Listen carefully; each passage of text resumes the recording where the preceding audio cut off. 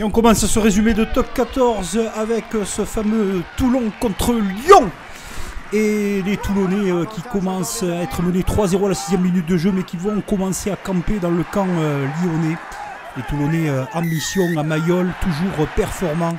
Et cet essai magnifique et collectif dès les premières minutes. Il faut rendre hommage au grand Terrero André de prénom. La mission des Toulonnais pour rendre fier tout le Var, c'est de faire des mauls dévastateurs comme les anciens et aller dans l'embut avec cet essai de Alan Nuisse. On réédite la performance côté toulonnais après que les Lyonnais soient revenus par des pénalités de Paddy Jackson et Gabin Laure. Encore les Toulonnais qui emportent tout sur leur passage avec Bobigny ce coup-ci. Très fort, très sérieux, très costaud dans la conquête. Baptiste Serein veut jouer rapidement. Et regardez, il le fait. Une deuxième tentative essai de Baptiste Serein. Non, on continue. C'est Dani Priso qui va ramasser le ballon. Mais c'est un essai de pénalité. C'est ni Serein ni Priso qui va marquer. Monsieur l'arbitre rajoute 7 points de plus dans la besace varoise. Serein impeccable au pied. Regardez ce petit coup d'œil. En poursuite. Et au pied derrière Twikovu qui se balade. Très très costaud, très très fort. Avec un match en retard qui vont jouer contre La Rochelle. Les Toulonnais se positionnent dans ce top 14. Les Lyonnais quant à eux, 4 défaites en 5 matchs. Ça commence à claquer des dents. Charles Olivon marque. Réaction anecdotique mais positive tout de même pour l'ancien Toulonnais Vaille Nicolo qui marque dans son temple varois. Il est de l'autre côté maintenant avec Lyon et les Lyonnais sont toujours débordés par la vitesse et l'envie de Mathis Ferté. Les Toulonnais roulent sur les Lyonnais. Ils vont marquer un essai magnifique par l'intermédiaire du Mortier. La barre des 50 points avec ce véritable rouleau compresseur. Ce 8-2 devant, ultra impressionnant. Deuxième essai de pénalité du match. Lyon a sombré à Toulon. Toulon n'a fait qu'une bouchée du loup. Et André Herrero doit être très très fier comme les Varois avec cette prestation.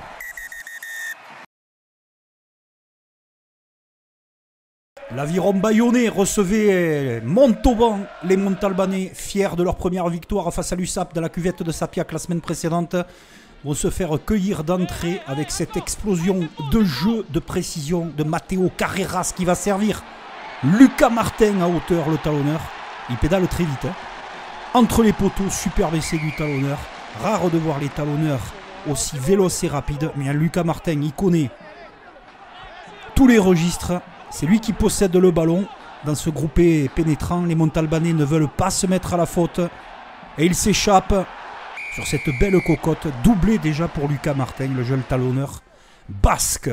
Ça arrive à hauteur, toujours de la vitesse, des éjections très rapides. Et surtout les appuis de spring. Exter, inter, c'est d'habitude l'inverse. Pour aller entre les poteaux, spring sublime sur cette action. Les Bayonnais respectent totalement les Montalbanais. Il faut refaire des actions collectives intéressantes avec Spring pour un doublé. Suite à cette perforation de l'intenable Tuilagi au centre du terrain. Fond de touche, Tuilagi. L'autobus est rentré. Et on sert Matteo Carreras, l'Argentin, pour son œuvre depuis le début du match. Très impliqué lui aussi dans la ligne bayonnaise. 35-0, les appuis des troisièmes lignes. Les Montalbanais sont dépassés, s'accrochent. Ils savent que les matchs à l'extérieur, c'est très compliqué. Et voici Makala qui y va de son essai. Le match est plié après la 54e minute de jeu. Mais Bayonne continue ses efforts de déploiement le long de la ligne de touche. Ce coup de pied est magnifique. La poursuite au pied. Et Baptiste Germain qui a bien suivi. Le public bayonnais est ravi. On part sur une victoire bonifiée, mais on a un public bayonnais qui va saluer cet essai. Superbe et cette lecture de jeu de Stéphane Ahmed qui marque. Et merci au public bayonnais d'avoir applaudi Montauban, car il faut les encourager. C'est un petit peu difficile en ce moment pour eux à l'extérieur.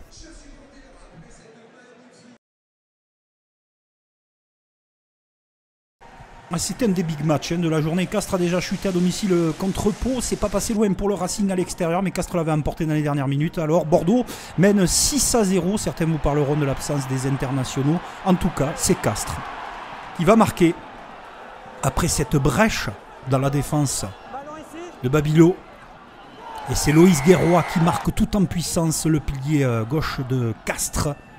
Mais l'UBB n'est pas venu faire du tourisme dans le Tarn.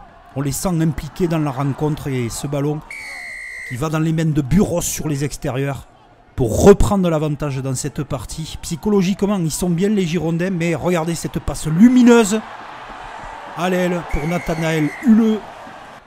Sublime essai de la part du Castres Olympique avant que les Girondins qui mènent toujours 13-12 ne réagissent. Une très bonne conservation de balles. Et surtout, devant monsieur l'arbitre, un nouvel essai de Gazzotti.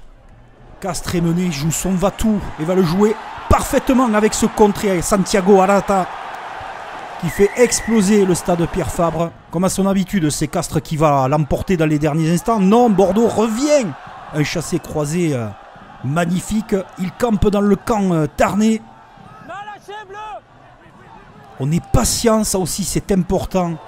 Et on envoie Bentaï Mefuna tout en puissance.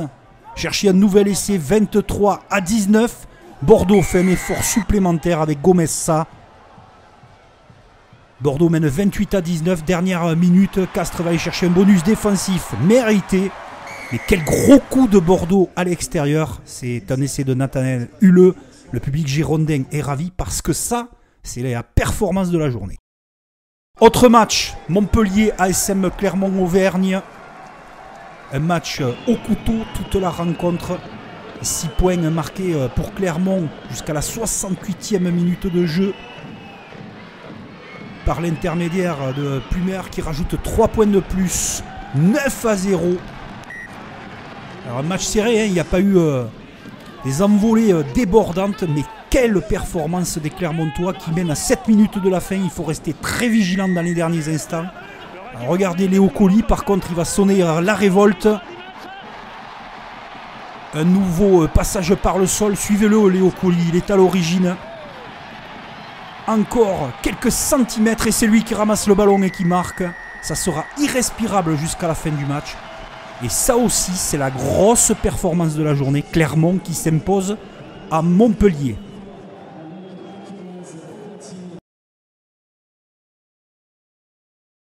Autre rencontre, autres enjeux. Les supporters catalans ont envie de retrouver l'USAP. L'USAP qui se bat, l'USAP qui s'accroche, l'USAP qui a 0 point. Et Pau et son beau jeu qui flirte depuis le début de la saison et qui a même été premier, nous déploie toujours son jeu merveilleux avec ce premier essai de la part de Maddox. La section paloise continue son effort. 3 points seulement pour Perpignan et regardez, toujours le long des lignes. Arfeuil qui marque, très présent depuis le début de la saison. On se dit que Perpignan va prendre cher à Pau. Et petit à petit, on va voir cette section paloise dominée 22-6 avec Dobagna. Mais l'USAP a de la ressource, ils vont pouvoir se reconstruire sur ce match avec Pozzolo Tuilagi qui arrache tout sur son passage. Les intentions perpignanaises sont là. Le jeu est forcément meilleur. Et surtout, ce bel essai de Veredamou qui remet les Perpignanais totalement dans le match, qui s'accrochent, qui font un match plein pour la première fois. Parce que c'est pas facile de se déplacer au stade du Hameau de Pau en ce moment et surtout avec cette qualité technique. Et Emilien Gailleton. Perpignan ne lâche rien dans cette partie. C'est la moindre des choses. Et quand ils mettent un tel investissement, ils sont récompensés par Le Corvec, exemplaire sur cette rencontre. Avec une pénalité, l'USAP ramènera le bonus défensif 27-23. Le Capitole contre la capitale, c'est bien sûr le Stade Toulousain contre un Stade Français Paris au grand complet qui vient faire un résultat à Toulouse. Et ça se voit dans cette première mi-temps que les Parisiens sont très impliqués, ils mènent 3-0. Les Toulousains ne jouent pas Récupération de balle pour le hors-jeu. Clément Verger s'arrive au meilleur, loupe son geste. On n'y atteindra pas rigueur tellement il a été performant le seconde ligne. Mais Noah Néné, lui très vigilant, a suivi 10-3 pour Paris. On est en seconde période. La révolte va être sonnée par Paul Graou qui a été étincelant dans cette rencontre.